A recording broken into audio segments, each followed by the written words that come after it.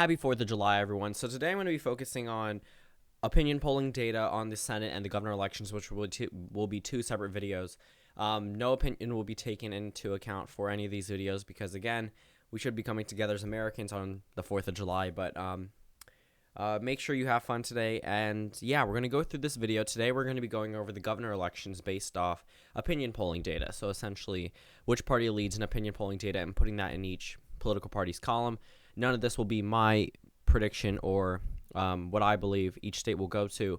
Pretty much just going to be based off the pure data that's given. Obviously, there are some states that don't have opinion polling data, so we're going to use what the political pundits rate the state as and not my own, intuition. So we start off with an equal balanced governorship with 7 Democrats and 7 Republicans and 36 races up for grabs in the 2018 midterm elections and the governor elections. So we're going to finish off this video with a number of Democratic and Republican states. So we're going to start off by looking up in the Northeast, and then we'll slowly move our way into the West. So starting off at the top state, the state of Maine has Democrats currently leading in opinion polling data. Also, I'm not going to be doing this by margins, mainly because the margins were all over the place with a number of these polls, and I didn't have time to average them out, considering I have a lot going on today. But it's just going to be safe for either political party, just rated as that. And then I'm going to switch over to this map and show you what the map looks like when we finish off. But Maine has Democrats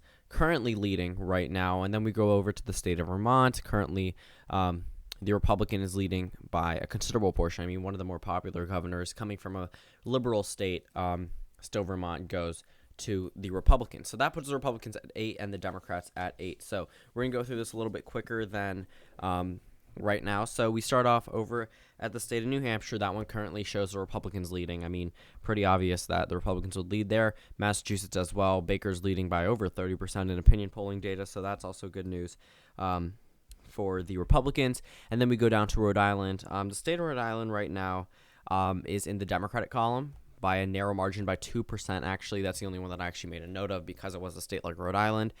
Connecticut also shows a Democratic leader by 10%, surprisingly, but it was only one poll that was taken. So now the Democrats are even, and at 10-10, we go over to New York. The Democrats currently leading in opinion polling data there. Down in Pennsylvania, same thing. Democrats are leading. Ohio as well, which was a little surprising considering John Kasich's popularity, but goes to the Democrats in opinion polling data. Maryland, my home state, goes to the Republicans, and I guess we can go down here. South Carolina, no opinion polling data there, but the pundits rate that one as safe red, so I trust them.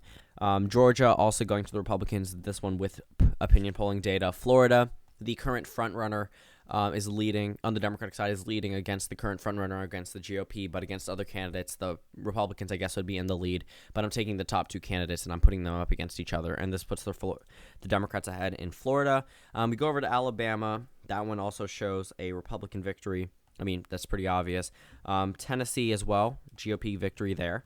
Then we go over to Arkansas.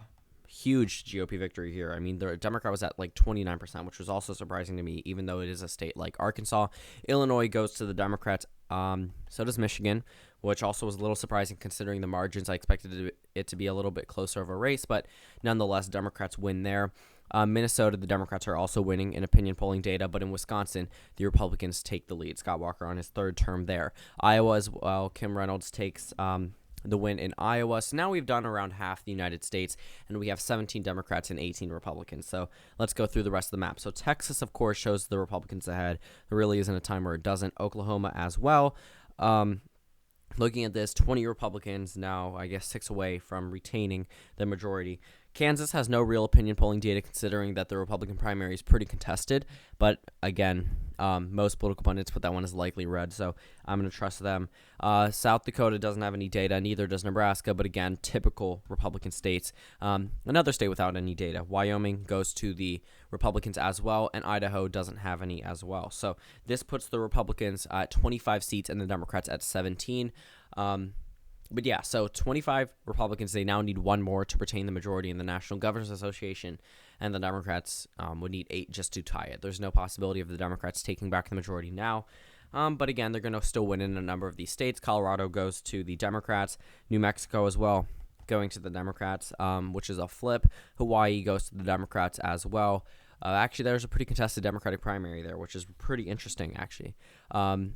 Arizona surprisingly goes to the Democrats. The way I did this was I took David Garcia, the current Democratic frontrunner, and put him up against the incumbent governor. Right now, the incumbent governor beats every other Democrat except for David Garcia. And David Garcia is around 42% to Doug Ducey's 40%. But again, I still expect the Republicans to take the victory in the end. But right now, opinion polling data is showing a Democratic victory. Nevada also with a narrow Democratic victory, I believe around 2% averaged. Oregon as well, pretty safe of a Democratic state. California easily shows Gavin Newsom over John Cox. And then we have one last race. Here's where I really think that, this one's actually going to be a little bit of my opinion. I think the independent governor really screwed up because he's afraid of losing the Democratic primary, so he decided to run as an independent. Yes, he is an independent, but he originally decided to run to the Democratic Party. A former U.S. senator from Alaska as a Democrat is now running in the Democratic primary.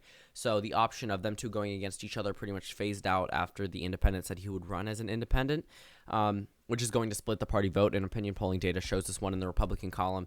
But if the Democrat had won there, I would have seen this state in the Democratic side, based off my opinion. But again, that's not what we're going by. We're going by the opinion polls.